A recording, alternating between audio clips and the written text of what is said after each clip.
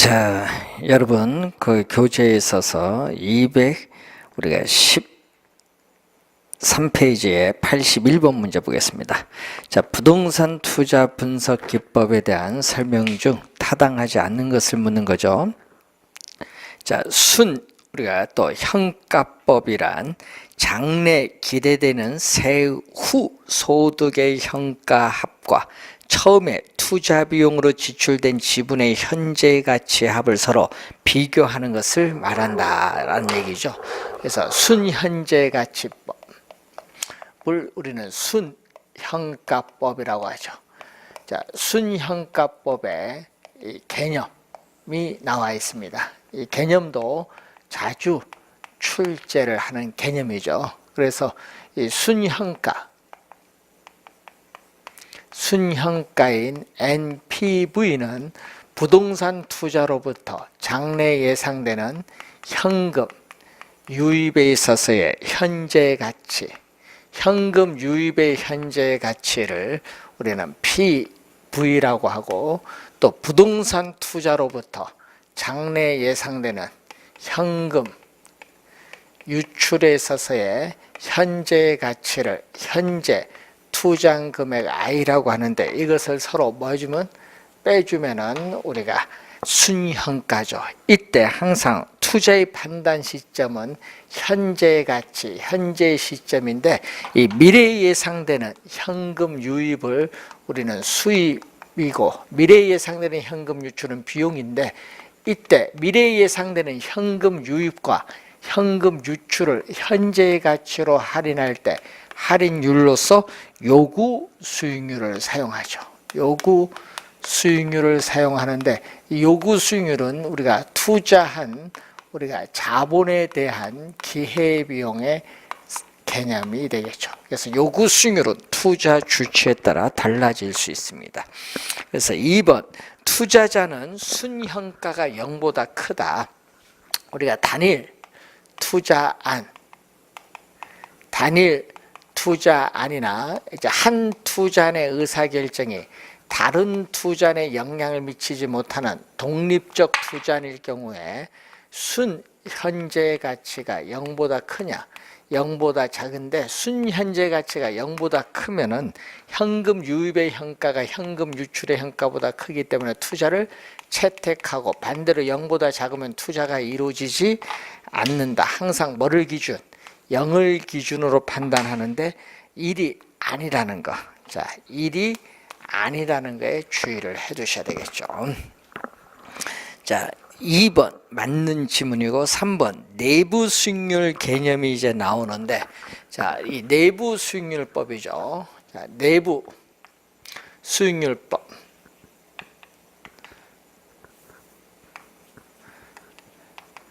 내부 우리가 수익률법을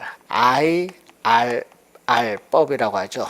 자, 개념은 투자에 대한 내부 수익률과 요구 수익률을 비교해서 투자 결정을 하는 방법인데, 이 내부 수익률의 개념이 또 시험에 자주 나오죠.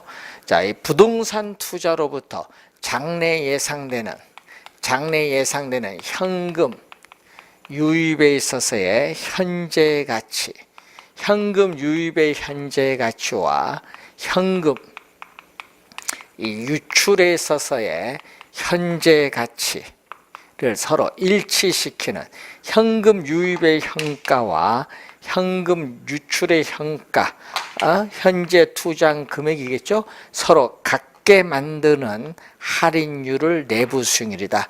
그래서 내부 수익률법에서는 할인율로서 내부 수익률을 사용한다. 내부 수익률을 사용한다는 점. 자, 그래서 개념이 틀렸죠. 이게 서로 같게 만드는 할인율입니다. 3번 정답이고요. 자, 4번 순현가법은 할인율로서 요구 수익률을 사용하고, 내부 수익률법은 할인율로서 내부 수익률을 사용하다. 맞고, 내부 수익률이 요구 수익률보다 크면은, 자, 이 내부 수익률 투자한 그 자체에서 장래 예상되는 기대 수익률인데, 내부 수익률이 최소한의 수익률인 요구 수익률보다 크면은 투자를 채택하고 내부 수익률이 요구 수익률보다 작으면 투자가 이루어지지 않는다. 여기 5번 설명이죠. 자, 그러면 요 두 개가 서로 같으면 어떻게 돼요? 두 개 같으면 순 현재 가치는 PV에서 I를 뺀 건데 서로 같으니까 제로가 되겠죠. 순현가가 0일 때 우리는 내부 수익률과 요구 수익률은 서로 같다는 거죠. 순현가를 0으로 만드는 할인율이 내부 수익률입니다. 3번 정답이 되겠고요.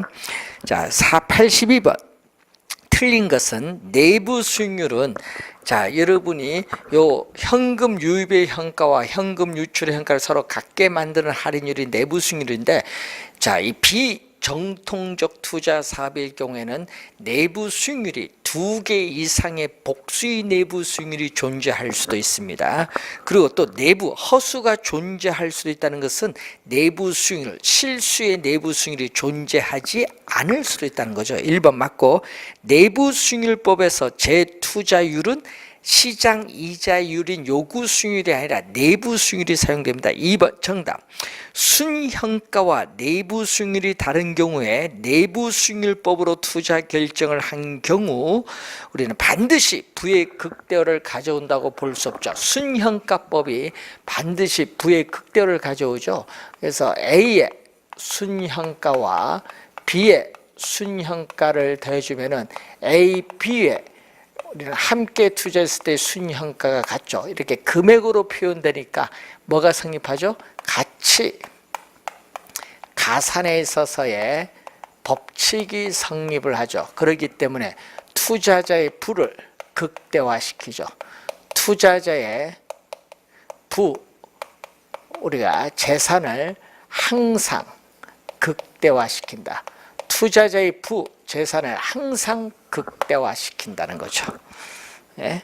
자, 그렇지만은 내부 수익률법은 다르죠. 내부 수익률법은 A 투자 내 내부 수익률과 B 투자 내 내부 수익률을 더해준다. A 투자 10%, B 투자 20% 더해주면 30%, A와 B에 함께 투자했을 때 내부 수익률이 30%가 되는 것은 아니에요. 그래서 같이 가산의 법칙이 성립하지 않기 때문에 투자자의 부를 항상 극대화시켜주는 것은 아닙니다. 4번 순현가법에서 재투자율은 요구 수익률이 사용되고 일반적으로 순현가법에 의한 투자 대한 평가가 내부 수익률법에 의한 투자 대한 평가보다 우월하다고 인정되고 있습니다. 맞는 질문이죠.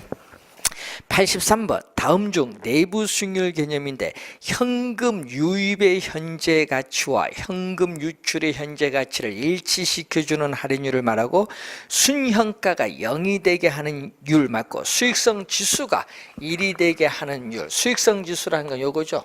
자, PI, 수익성 지수는 PV를 I로 나눠준 건데 서로 같으니까 1이 되겠죠. 1이 되는 할인율을 말합니다. 그래서 전부 다 맞는 지문이 되겠죠. 따라서 우리가 5번 정답이 되겠습니다. 그래서 항상 기본적인 개념을 잘 이해를 해 두셔야 될 부분이 되겠습니다. 자, 여러분 교재 80 우리가 5번 문제로 갑니다. 투자안의 평가와 선택에 관한 설명 중 틀린 것. 회수기간법에서 기업이 정한 목표로 하는 회수기간보다 짧은 것을 선택을 하죠. 그래서 1번은 맞는 지문이 되겠죠. 그래서 여러분이 회수기간법, 우리가 이 투자안의 회수기간,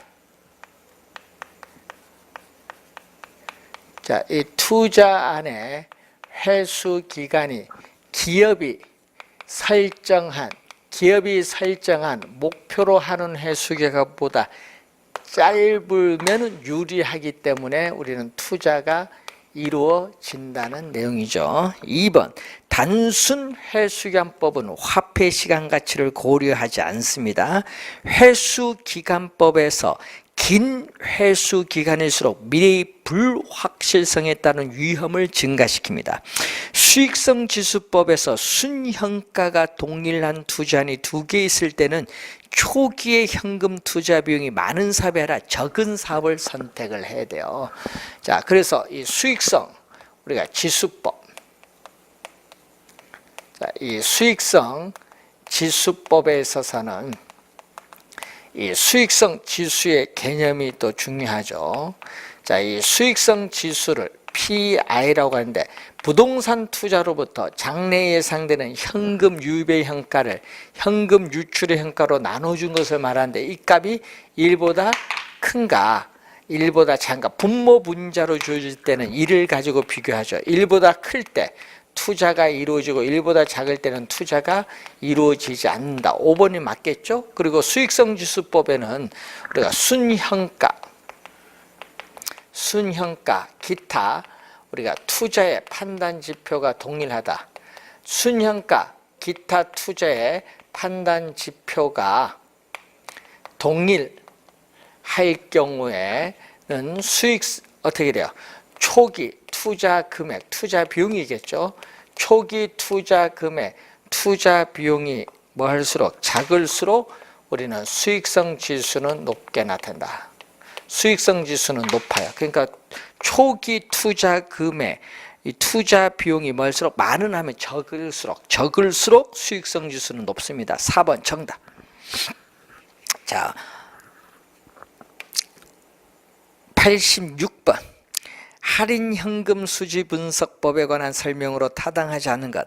할인현금 수지분석법이란 보유기간 동안 예상되는 현금 유입과 현금 유출을 현재의 가치로 할인하고 이것을 서로 비교해서 투자 판단을 결정하는 방법 말하죠. 개념입니다. 순현가법으로는 타당성 있는 사업이 내부 수익률법으로는 타당성이 없을 수도 있다. 또 반대로 내부 수익률법으로 타당성 있는 사업이 순현가법으로는 타당성이 없을 수도 있습니다. 자, 여러분이 86번에 2번 지문은 바로 이런 설명이거든요. 2번 설명은 자, 순현가가 플러스 제로 마이너스인데 A 투자 안에 순현가 곡선이 나오고 자 B 투자 안에 순현가 곡선이 나오죠. 이때 순현가를 0으로 만드는 이 할인율을 내부 수익률인데 A 투자 안의 내부 수익률, 이것은 B 투자 안의 내부 수익률이죠. 자, 그러면 내부 수익률법을 적용하면은 A보다 B가 높기 때문에 B를 선택을 하죠. 그런데 순현가법에서는 어떻게 돼요? 자, 순현가법에서는 자, 예를 들어서 R0 요구 수익률이 R0다. 요구 수익률이 R0일 때는 뭐죠? 요게 바로 뭐죠? B의 순현가고 요거는 A의 순현가인데 순현가가 A가 B보다 높으니까 A를 선택하죠.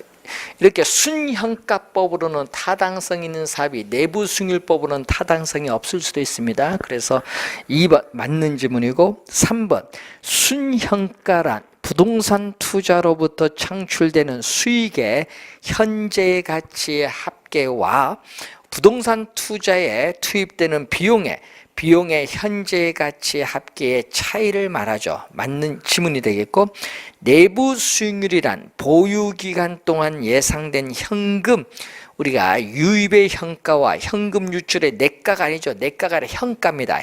현가를 서로 같게 만드는 할인율로서 내부 수익률이 요구 수익률보다 크면 투자를 채택을 하는데 내가가 아니라 현가입니다. 4번 정답. 내부 수익률법에서는 동일한 투자 대안에 대해서 2개 이상의 복수의 내부 수익률이 발생할 수도 있죠. 5번은 맞는 지문이 되겠습니다. 자, 87번 문제로 갑니다.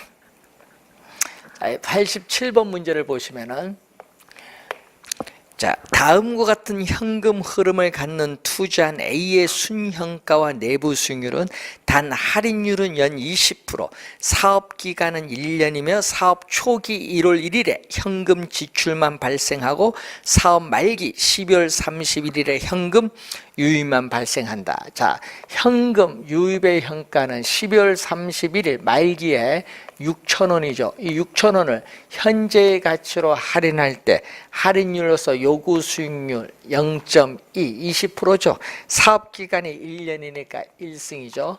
1.2로 6,000원을 1.2로 나눠주니까 얼마죠? 5,000원이 됩니다.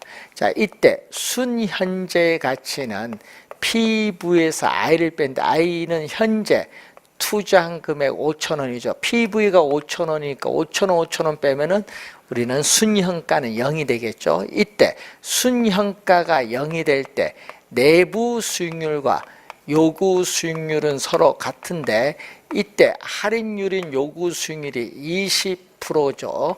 20%이기 때문에 내부 수익률도 몇 프로가 돼야 된다? 20%. 1번이 정답이죠. 이렇게 간단히 이해를 하면 좋은데 만약 모를 경우는 또 구해야겠죠. 자, 우리는 사업 말기에 현금 유입의 현재 가치, 현금 유입에 있어서의 현재 가치와 현금 유출에 있어서의 현재 가치를 서로 같게 현금 유입의 현가와 현금 유출의 현가를 서로 같게 만드는 이 할인율, 이 할인율인 이 M을 우리는 내부 수익률이죠. 그래서 내부 수익률법에서는 이 할인율로서 내부 수익률을 사용하죠. 그래서 양변에 자 내부 수익률 개념입니다. 양변에 1 플러스 M을 곱해주면은 이렇게 나오겠죠. 자, 그럼 괄호를 우리가 풀면은 이렇게 곱해주면 되겠죠. 1에 5,000원 곱해주면 5,000원 더하기 M 곱하기 5,000원입니다. 자, 5,000원을 쭉 넘어가면 6,000원에서 5,000원을 빼면은 1,000원입니다.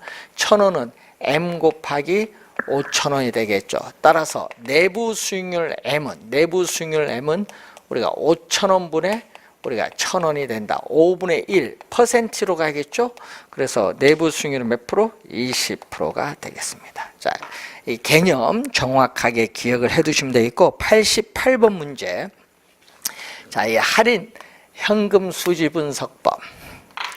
자, 할인 현금 수지 분석법을 DCF법인데 할인 현금 수지 분석법은 우선 세후 소득, 세전이 아니라 세금을 납부한 이후에 세후 소득을 기준하고 우리는 부동산을 취득해서 처분할 때까지 전체 투자 기간 동안에 현금 흐름을 반영하고 있다. 현금 유입과 현금 유출인 현금 흐름을 반영하고 있다는 거.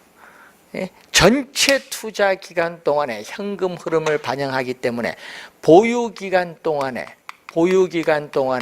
소득 이득 반영하고 있죠. 또 처분 시에 부동산 가격 상승에 따른 이득, 자본 이득 모두 고려를 하고 있다는 내용입니다. 자, 1번 정답이죠.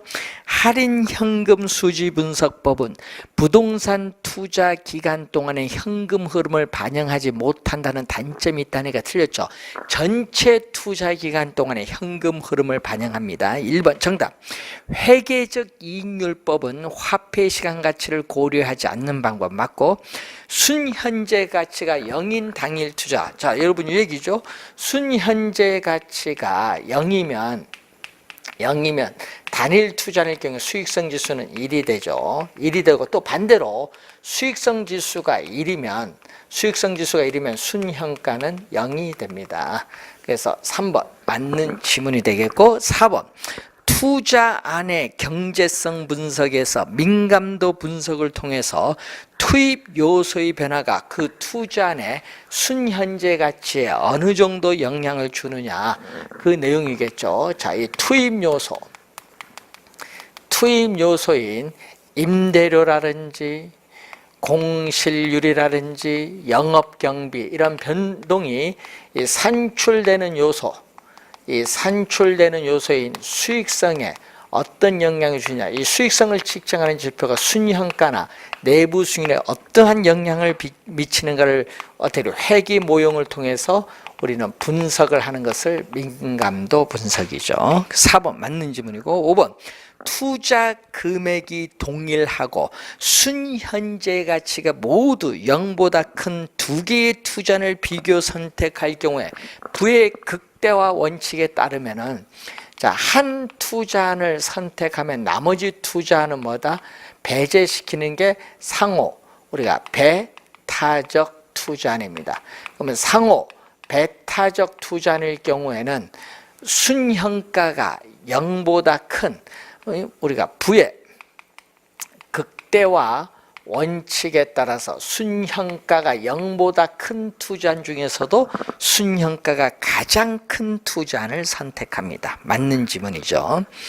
자, 89번 틀린 것은 동일한 현금 흐름의 투자안이라도 투자자의 요구 수익률에 따라 순현재 가치가 달라질 수 있죠. 요구 수익률은 투자 주체에 따라 달라질 수 있습니다.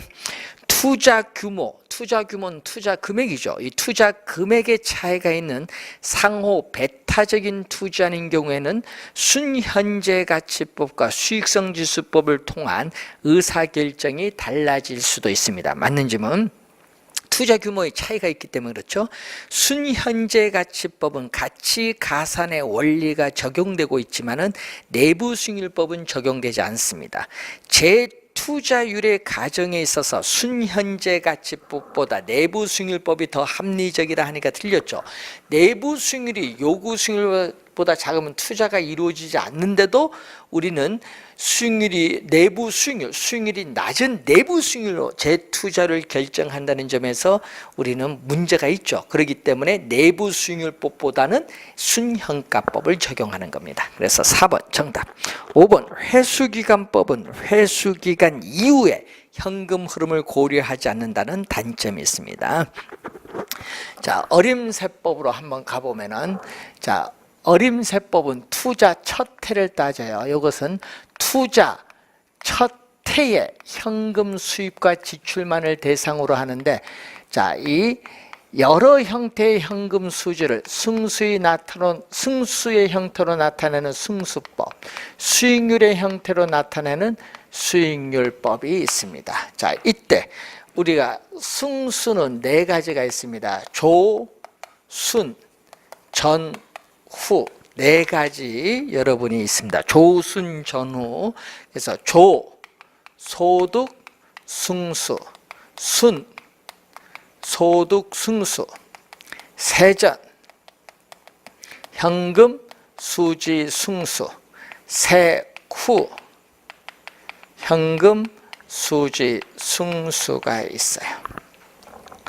자, 이때 위에는, 자, 여러분이 승수 자체는 이 투자한 금액을 수익을 가지고 회수하는 데 소요되는 기간인데, 그래서 승수값이 작을수록 유리해요.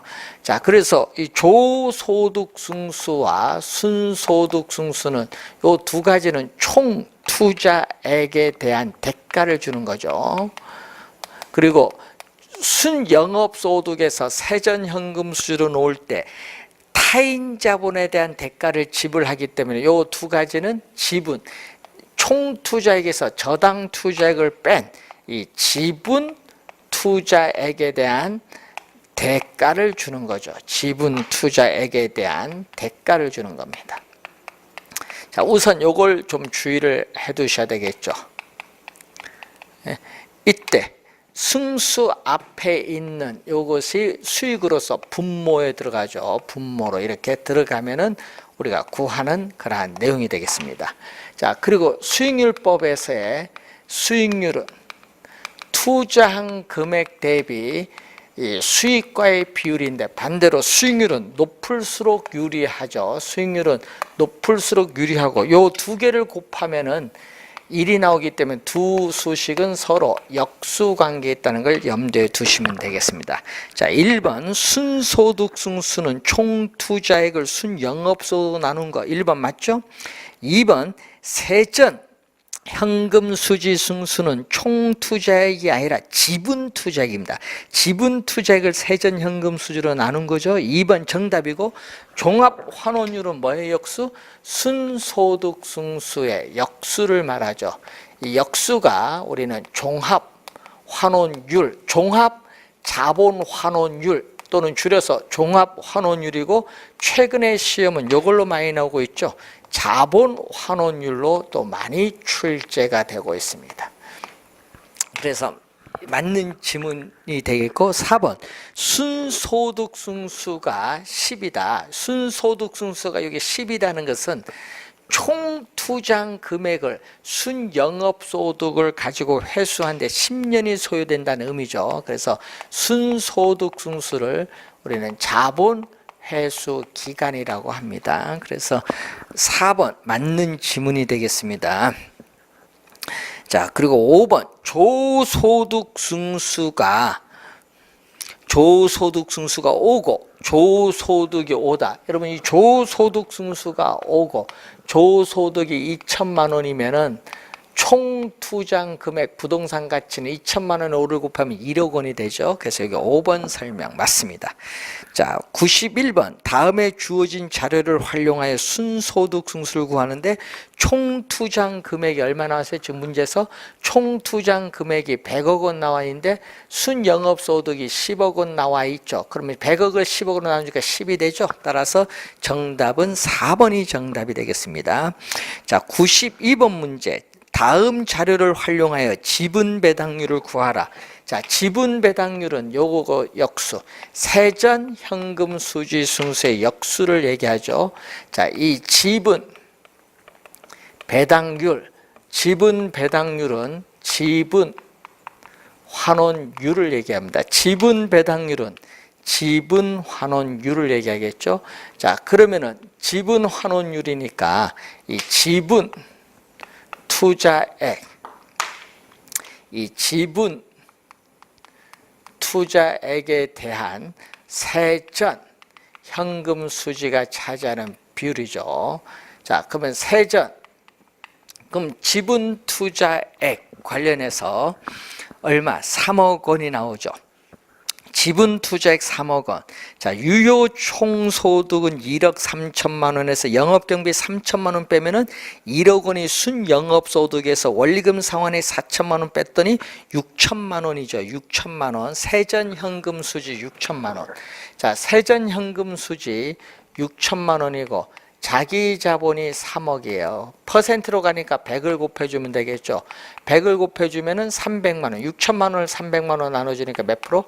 20%가 구하고자 하는 답이 되겠습니다. 20%.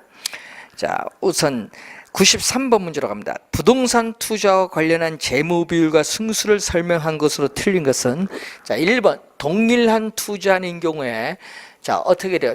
조소득, 자, 총 투자 금액이 10억인데 조소득이 2억이면 여기 5가 되죠. 총 투자 금액 10억인데 조소득에서 우리가 공실불량부채를 뺀, 또 영업경비를 뺀 금액이 1억이면 여기 5고 여기 10이니까 어디가 커요? 여기가 크죠. 순소득 승수가 조소득 승수가 큽니다.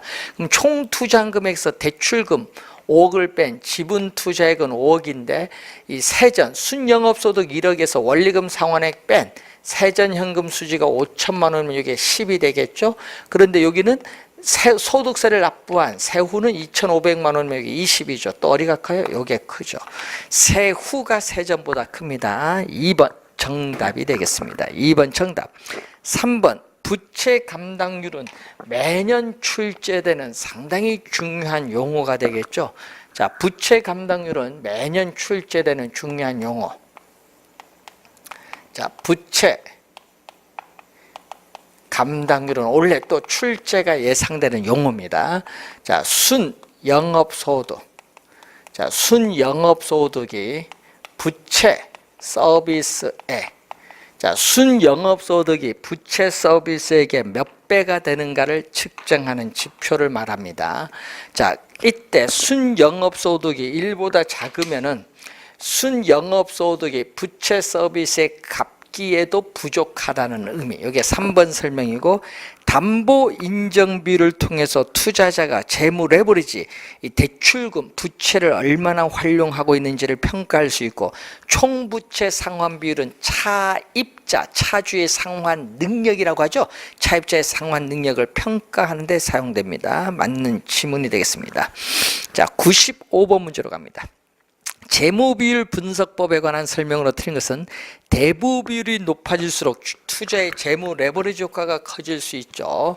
자, 여러분이 우리가 얘기죠. LTV 대부비율은 부동산 가격에 대한 대출금이 차지하는 비율인데, 대부비율이 높을수록, 즉 부동산 가격에 대한 대출금이 많아질수록 투자에 있어서의 이 지렛대 효과는 커진다.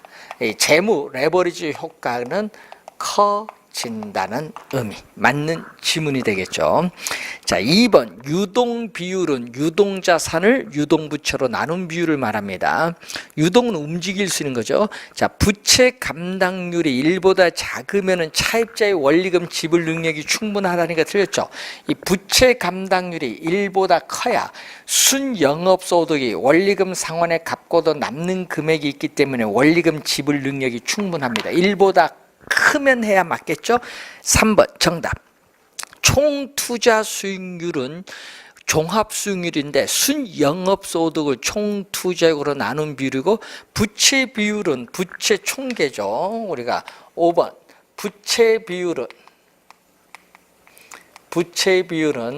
우리가 자기 자본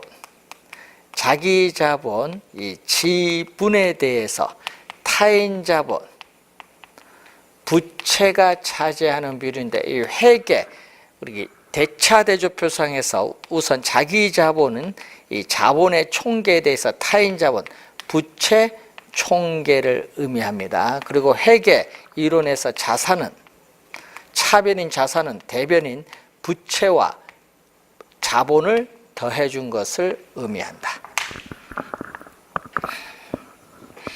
자, 5번 맞는 지문이 되겠습니다. 97번 문제로 가겠습니다.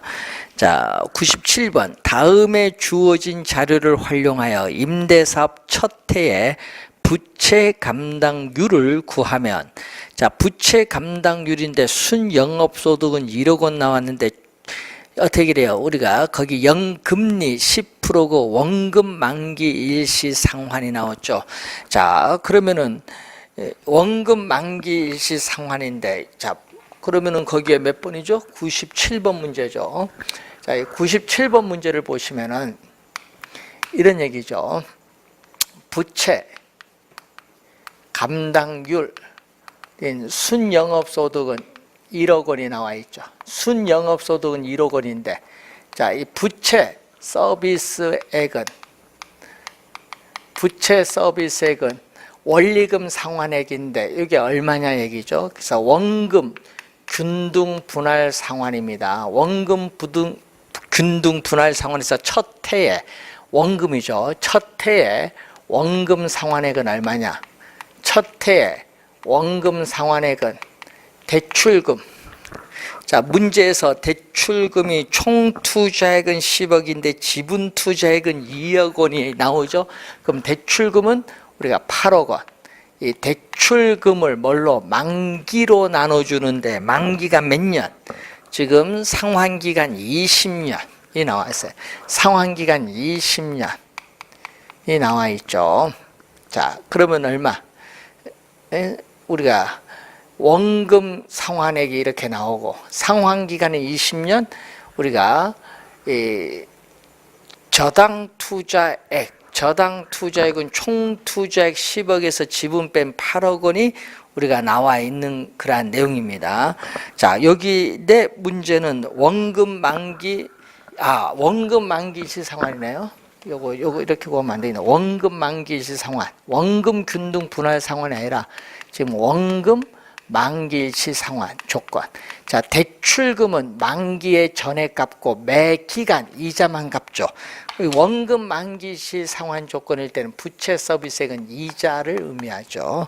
예, 대출금은 만기에 전에 갚으니까. 그러면은 1억 원에서 대출금 얼마? 8억이죠. 지금 대출금 8억 원의 연 이자율 몇 프로? 10%. 0.1을 곱해주면 8천만 원이죠. 1억 8천만 원이니까 얼마? 4분의 5. 1.25죠. 1.25가 우리가 구하고자 하는 답 4번이 정답이 되겠습니다. 자, 99번 문제. 자, 화폐 시간 가치를 고려하지 않는 것은 회계적 수익률법 1번이 정답이 되겠습니다. 자, 100번. 다음의 자료를 통해 산정한 값으로 틀린 것은 총 투자한 금액은 10억 원, 지분 투자액 6억, 세전 부채가 주었는데 유효 총소득 승수가 주어졌죠. 자, 1번에 유효 총소득을 구하라. 자, 이런 문제인데, 자, 유효 총소득을 구할 때는, 자, 지금 유효 총소득 승수가 나와 있죠. 자, 유효 총소득을 기준하잖아요. 이때는 유효 총소득인데 뭐를? 총 투자한 금액을 유효 총소득을 가지고 회수하는 데 소요되는 기간인데 유효 총소득 승수는 5고 총 투자한 금액은 얼마? 10억 원이 되겠죠. 10억 원. 그러면 얼마? 유효 조소득은 유효 총 소득은 10억 원을 5로 나눠줬더니 얼마? 2억 원이 되겠죠. 2억 원. 자, 유효 총소득은 연 2억 원이 나옵니다. 자, 그리고 순소득 승수. 자, 순소득 승수는 총 투자한 금액 10억 원을 순영업소득을 가지고 나눠주는데 순영업소득을 봤더니 거기에 세전현금 수지 6천만 원, 세전현금 수지 6천만 원에 부채 서비스액 원리금 상환에 4천만 원 더해주면 이게 바로 순영업소득 1억 원이죠. 나중에 순영업소득, 순소득 승수는 10이 나옵니다. 그러면 4번에 종합자본환원율인데요. 역수죠. 순소득 승수의 역수가 바로 뭐가 돼? 종합자본환원율이죠. 종합자본환원율. 종합환원율이니까 역수잖아요. 역수니까 10분의 1 곱하기 100을 했더니 몇 프로? 10%. 4번 정답이 되겠습니다. 10%입니다. 자, 그리고 세전 현금 수지 승수는 얼마냐? 자, 세전 현금 수지 승수는 세전 현금 수지 6천만 원에 지분 투자액 얼마죠? 지분 투자액 6억이니까 얼마? 10이 되겠죠. 6억 원을 6천만 원 가지고 회수하는데 10년 소요된다. 이런 얘기고 부채 감당률 5번에 부채 감당률은 순영업소득은 1억이죠. 순영업소득 1억 원을 부채 서비스액 4천만 원으로 나눠주면은 얼마? 2분의 5가 돼서 2.5가 나옵니다. 그래서 이렇게 계산을 5개 다 하는 문제에 있어서의 정답은 4, 5번에 있다는 것을 늘 염두에 두시면서 계산하면은 우리가 쉽게 또 구할 수도 있습니다. 자,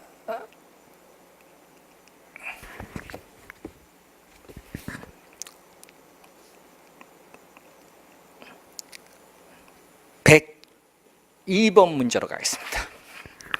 자, 102번 문제를 보시면은, 자, 박찬호는 신혼집을 마련하기 위해서 한국주택금융공사의 모기준에 대해서 상담을 하고 있다.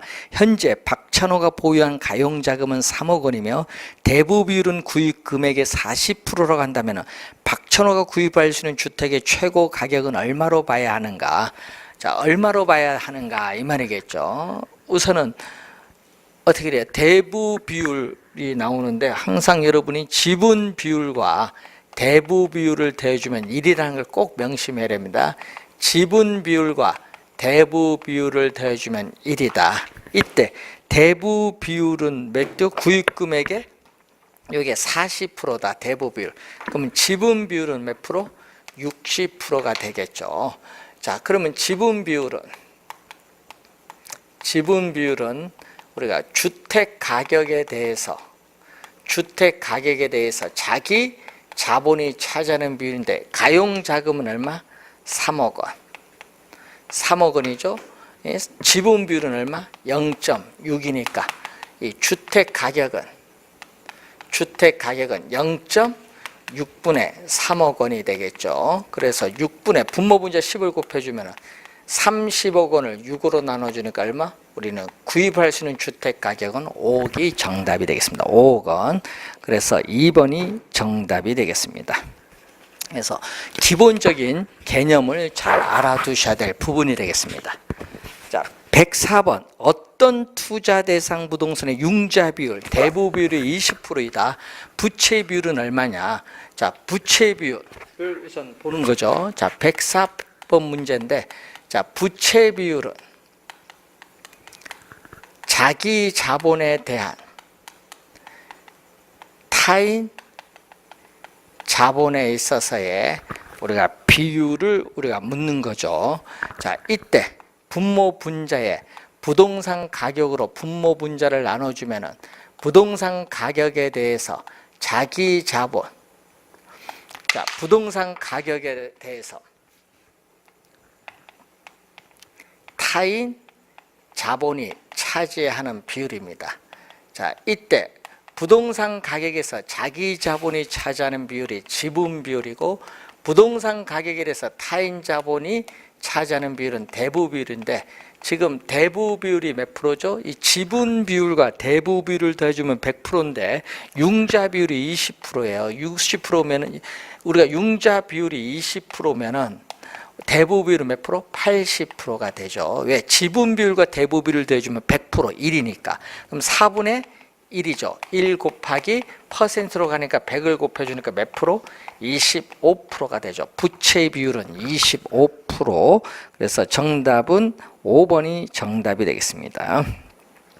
자, 105번. 부동산 투자 분석에 관한 설명 중 틀린 거. 회수기간법에서 회수기간이 긴 투자일수록 미래 불확실성에 따른 위험이 크다고 할 수 있죠. 회계적 이익률이 목표 이익률보다 큰 투자는 투자를 선택을 합니다. 맞는 질문. 대부 비율이 높아질수록 투자의 지렛대 효과도 크지만은 또 어떻게 돼요? 원리금 상환 부담이 높아져서 채무가 불이행될 가능성이 커지기 때문에 금융상 위험도 커지는 거죠. 위험의 지렛대 효과도 높아집니다. 맞는 질문. 순소득 승수법은 화폐 시간 가치를 고려한 방법 하나가 틀렸죠. 자, 여기서 총 투자 금액이 부동산 가격이죠. 총 투자 금액은 부동산 가격인데 이 소득 승수에 순소득을 곱해서 부동산 가격을 구하는 방법이 순소득 승수법이에요. 그래서 순소득 승수법은 어림세법에서 나오기 때문에 화폐 시간 가치를 고려하지 않습니다. 4번 정답. 부채 감당률이 1보다 작을수록 순영업소득이 원리금 상환에 갚기에도 부족하기 때문에 채무 불이행에 따른 위험은 점점 높아지죠. 그래서 맞는 지문이 되겠습니다. 자, 이런 기본적 개념 잘 알아두셔야 될 부분이 되겠습니다. 자, 108번 문제로 갑니다. 옳은 것은 채무 불이행률이 1보다 작다면은 유효조속으로 영업경보와 부채 서비스액을 감당할 수 있다. 자, 108번에 1번 보면은 이 채무 불이행률이라는 것은 채무가 불이행될 가능성을 나타내는 비율이죠. 손익분기점이라고도 하죠. 그래서 유효 총소득이 영업경비와 부채 서비스액을 대준 금액을 감당할 수 있느냐, 요걸 보는 내용이죠. 자, 이 값이 1보다 작으면은 유효조소득이 영업경비와 부채 서비스액보다 크기 때문에 감당할 수 있죠. 1번 정답. 부채 비율이 크다.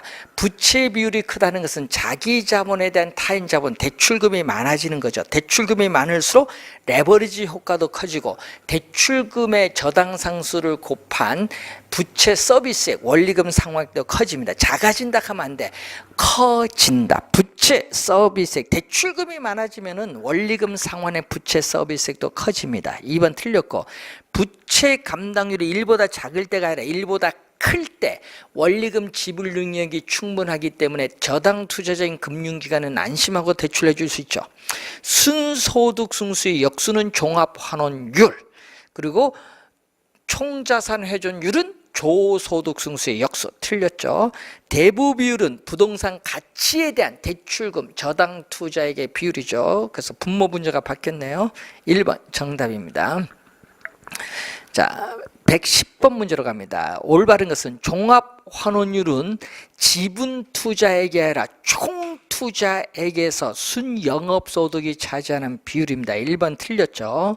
2번 지분 배당률은 지분 환원율이죠. 세전현금 수지 승수의 역수니까 지분 투자액에서 세전현금 수지가 차지하는 비율 틀렸고, 자, 대부 비율은 부동산 가격에 대한 원리금 상환액이 아닙니다. 대출금의 비율. 부채 감당률은 순영업소득이 부채 서비스액의 몇 배가 되는가를 측정하는 지표. 4번 정답이고, 부채 비율은 지분에 대한 부채에 있어서의 비율을 나타내는 그러한 내용이 되겠습니다.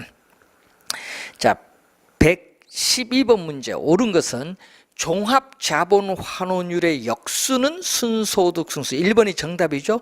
부채 감당률이 1보다 작으면 하면 안 되고 1보다 크면 차입자의 원리금 지불 능력이 충분하다고 볼 수 있죠. 2번 틀렸고, 3번 총자산 회전율은 투자된 총자산에 대한 순영업소득이 아니라 뭐다? 우리는 조소득의 비율. 자, 이 조소득 승수의 역수가 총 자산 회전율입니다. 그렇기 때문에 이 투자된 총자산, 총 투자 금액에 대한 뭐의 비율? 순영업소득이 아니라 조소득의 비율이죠. 틀린 지문이고, 4번 대부 비율이 높을수록 투자의 지렛대 효과는 커집니다. 채무 불이행률은 순영업소득이 아니죠. 유효 조소득이 영업경비와 부채 서비스를 감당할 수 있는 능력이 있는가를 측정하는 지표가 되겠죠. 자, 여기까지 우선은 우리가 풀이를 하고, 우리 다음 시간에는 비율 분석법에 관련된 좀 우리 계산 문제 관련해서 출제 예상되는 문제를 한번 확인하고 금융 이론으로 진행하도록 하겠습니다. 오늘 수고 많으셨습니다.